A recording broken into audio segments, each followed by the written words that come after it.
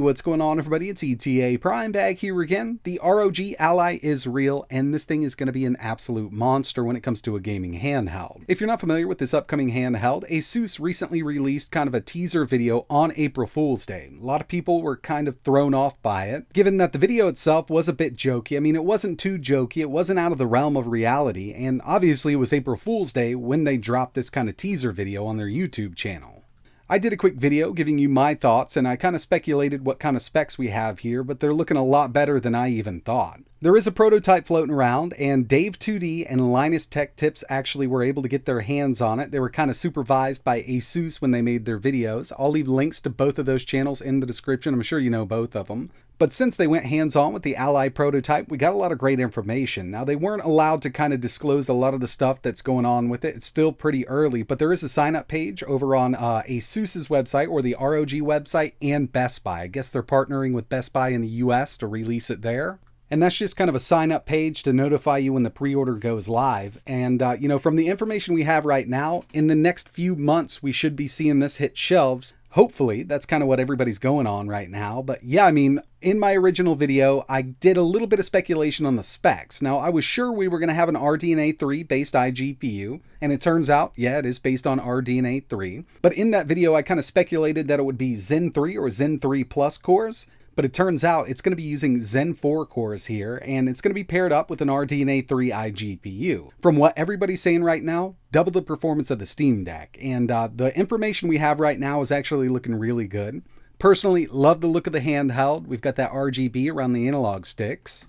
And when it comes to the screen here, we've got a 1080p 7-inch 16:9 120Hz display with 500 nits of brightness. Weight on this is going to come in at 608 grams, and if we do a little bit of comparison here, you can see that it is coming in lighter than the Steam Deck, and that screen is going to be awesome. I mean, 120 Hz on a mobile device like this is going to be great for indie games, and it really depends on how much power we can put behind it, because even when it comes to RDNA2 based iGPUs, like we have in the 6800U, older AAA games perform really well. So if we've got more power here, there's a chance we could run our favorite older AAA games at 120 Hz on the built-in display.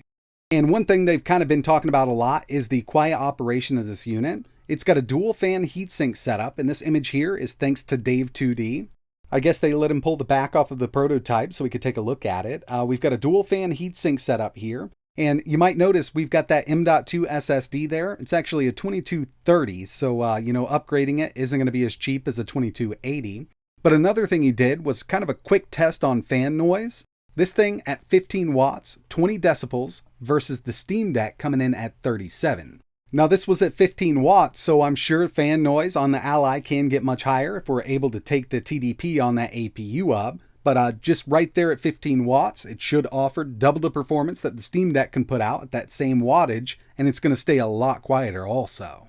When it comes to I/O, up top, they've got the ROG XG connector. This is much faster than Thunderbolt 4, but you have to use one of their XG eGPU docks, which are pretty expensive. I believe they're releasing up to the 4090. Now, along with this connector, it also has USB Type-C, but unfortunately, it's not USB 4, and that would have been really nice, so we could just add a cheaper eGPU dock. I talked about that in my original video.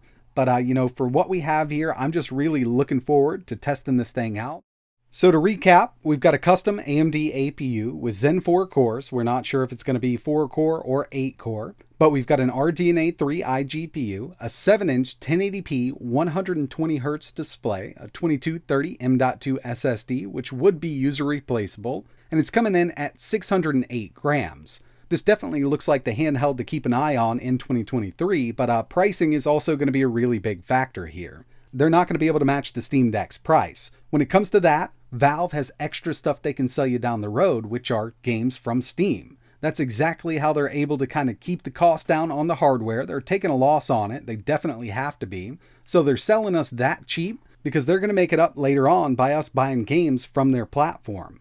Unfortunately, ROG doesn't have anything extra to sell us after we get our hands on the hardware. But that's going to wrap it up for this one. Really appreciate you watching. Once more information is released, I will be posting in my community section. And yeah, I might have one more video coming up if we get some major information on this thing, because I'm personally really excited about it. Let me know in the comments below what you think about the design and what's been announced and shown off so far in that video from Linus and Dave2D. Definitely check them out. Links in the description. And like always, thanks for watching.